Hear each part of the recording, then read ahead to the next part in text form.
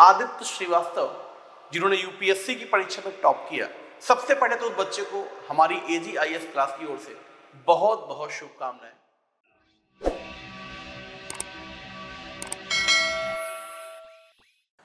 देखा आपने, इस बार भी यूपीएससी के रिजल्ट में वही चीज देखने को मिली जो काफी टाइम से लगातार हो जाया करती है। हमारे बहुत सारे स्टूडेंट्स ऐसे हैं जो एक प्रश्न इस बार भी पूछ रहे हैं और ये जानना भी चाहिए आपको कि कहीं ना कहीं मुझे ऐसा लगता है कि वो आपके लिए मोटिवेट आपको कर सकता है। इस बार भी आपने देखा कि आदित्य श्रीवास्तव जिन्होंने यूपीएससी की परीक्षा में टॉप किया, सबसे पहले तो उस बच्चे को हमारी AGIS क्लास की ओर से बहुत बहुत शुभकामनाएं। आपका उज्जवल भविष्य की हम कामना करते हैं। आप एक अच्छे ईमानदार ऑफिसर बने देश के लिए और सभी पूरे सिस्टम के लिए, पूरे समाज के लिए आप काम करें, ये हमारी शुभकामनाएं। दूसरा, हमारा जो बच्चा हिंदी मीडियम से था, मोहनलाल, उसको भी बहुत सारी शुभकामनाएं। और जितने भी यूपीएससी बच्चों ने क्वालिफाई किया है उन सारे बच्चों को बहुत बहुत शुभकामनाएं हमारी ओर से। अब जो एक प्रश्न बच्चे फिर से पूछना स्टार्ट कर दिए हैं कि सर इस बार भी देखा IIT से थे आदित्य श्रीवास्तव और जिन्होंने टॉप किया। अगर आप हिंदी मीडियम में देखें तो मोहनलाल भी IIT से थे, इन्होंने टॉप किया। और प्राय ऐसा देखा भी गया है कि टेक्निकल बैकग्राउंड के जो लोग हैं IITian के, उनका जल्दी एग्जाम निकल जाता है।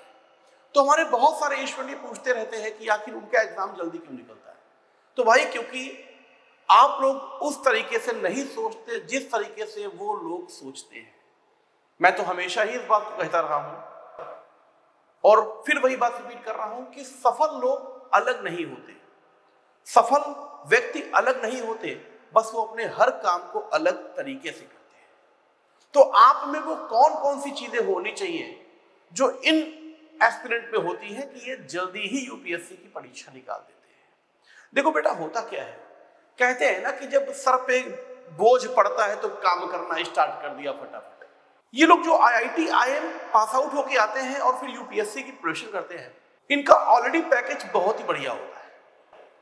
अब अगर आप सोचो कि आपकी 20 लाख की 10 लाख की सैलरी हो, आपकी 2 लाख मंथली सैलरी आ रही हो, 20-10 लाख का आपका पैकेज हो साल का, और आपसे कोई कहे कि नौकरी छोड़ दो, तो एक सेकंड के लिए आपको यही लगेगा कि ये बावला हो रहा है, पागल है ये, क्या बात कर रहा है। लेकिन हाँ, केवल पैसा ही सब कुछ नहीं होता, और भी बहुत सारी चीजें होती हैं। हर चीज समाज के लिए इंपॉर्टेंट है। तो जो व्यक्ति अपना इतना अच्छा पैकेज छोड़ के आ रहा है, वो लोग एक्चुअल में 2 साल का टारगेट रखते हैं। ध्यान रखिएगा, बस 2 साल का ही टारगेट मान के आते वो लोग कि 2 साल हमको देने हैं यूपीएससी के लिए, क्योंकि जो एजुकेशनल लीव मिलती है वो जनरली 2 साल की होती है। तो भाई 2 साल की एजुकेशन लीव लेते हैं और यूपीएससी देने के लिए आ गए, पूरे जी जान से लगते हैं। अगर किसी का पैकेज 15 लाख का है, 10 लाख का है, 20 लाख का है, तो वो समझता है कि 2 साल तक मान लिया हमको सैलरी नहीं मिली, हम जॉब नहीं कर रहे। तो वो आप अगर कोचिंग कर रहे हैं तो आपके लिए केवल कोचिंग की फीस इंपॉर्टेंट है कि आप कह रहे हैं कि कोचिंग की फीस पे करनी है, रहना खाना पे करना है। अगर दोनों मिला लो तो मोटा मोटा 2 साल का लगभग 3 लाख से 4-5 लाख आप खर्च कर देते हो 2 साल के अंदर, अगर आप यूपीएससी की प्रिपरेशन दिल्ली में करने आते हो तो। लेकिन वो लोग जो अपना पैकेज छोड़ के आ रहे हैं, उनके लिए 2 साल का मतलब 5 लाख नहीं है, उनके लिए 2 साल का मतलब 40 से 50 लाख रुपए है, जो इतना छोड़ के यहां पर आए।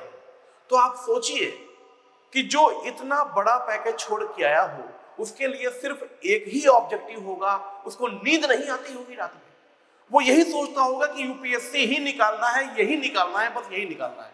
तो उसके पास सिर्फ यही काम होता है, खाना पढ़ना, खाना पढ़ना, खाना पढ़ना। वो ये नहीं सोचता कि गर्लफ्रेंड के साथ घूमना है, वो ये नहीं सोचता कि रात में मोबाइल पे बात करना है। वो पढ़ने से ही प्यार करता है, इतना प्यार करता है पढ़ाई करने से। जैसे आप किसी को बहुत पसंद करते हैं, बात करते हैं तो पता ही नहीं चलता कितना टाइम निकल गया, और आप सोचते हो अरे इतना समय निकल गया। वो पढ़ाई से प्यार कर रहा है, उसको पता ही नहीं चलता पढ़ते पढ़ते कितना समय निकल गया। तो 2 साल जो उसके लिए है ना, 2 साल इक्वल टू 10 ईयर्स है। तो वो 2 साल में ही इतना संघर्ष कर लेता है कि उसका पहले ही अटेम्प्ट में क्लियर हो जाता है। आदित्य को देखिए आप, आदित्य ने 2022 की परीक्षा भी पास की और 2023 में उसे टॉप कर दिया, जबकि लोग बोलते हैं एक भी नहीं निकलता। तो अगर आपको भी जल्दी एग्जाम निकालना है, आपको बिल्कुल लेट नहीं करना, पहले या दूसरे प्रयास में ही एग्जाम निकालना चाहते हैं, तो आपको IIT IIM करने की जरूरत नहीं है, क्योंकि ऑलरेडी ग्रेजुएट हो आप मेरे भाई। लेकिन हाँ, वो जैसा काम कर रहे हैं उतना ही डेडिकेशन आपको चाहिए, आपको भी यही चाहिए। वो तो ये सोच के आते हैं कि हमारा 40-50 लाख का नुकसान हो जाएगा, हो चुका है, अगर नहीं किया तो क्या करेंगे। आपको ये सोचना है कि अगर ये नहीं हुआ तो हमारा तो सब कुछ बेकार हो गया। ये सोच अगर आपने अपने अंदर डेवलप कर ली तो आपका एग्जाम कोई रोक नहीं सकता। किसी के दम नहीं है जो आपका एग्जाम रोक ले, लेकिन बस आपका सपना भी यूपीएससी हो, आपका खाना भी यूपीएससी हो, आपकी सोच में भी यूपीएससी हो। बस प्रेशर लेके लेकिन नहीं करना है, दिमाग पे प्रेशर नहीं होना चाहिए, क्योंकि बेटा प्रेशर लेके ना आप सोचने की क्षमता आपकी कम हो जाएगी, और अगर आपकी थिंकिंग कैपेसिटी कम हो गई तो राइटिंग स्किल्स में आप बहुत लैग कर जाओगे। सो प्रेशर लेके काम नहीं करना है। और अगर मेरा ये वीडियो पेरेंट्स देख रहे हैं तो उनके लिए मेरा एक मैसेज है कि किसी भी बच्चे के ऊपर प्रेशर ना बनाए, उसको जीने दे खुल के। बस उसको ये जरूर एहसास कराएं कि हर चीज को प्रैक्टिकल ले।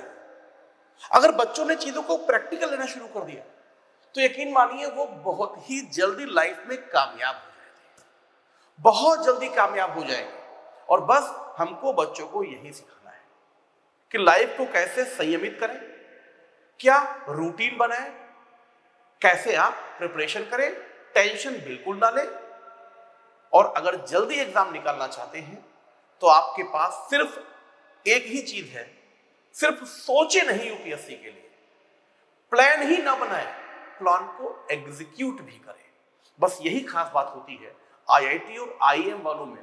वो केवल सपना ही नहीं देखते, वो सपने को पूरा करने के लिए अपने सपने को एग्जीक्यूट कर देते हैं, अपनी प्लानिंग को एग्जीक्यूट करते हैं, और नतीजा ये होता है कि वो क्वालिफाई हो जाते हैं।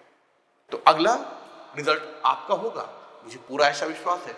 तो मिलते हैं आपसे बहुत जल्द, और मुझे भी वेट रहेगा कि आपका न्यूज़पेपर में जल्दी से जल्दी नाम चले।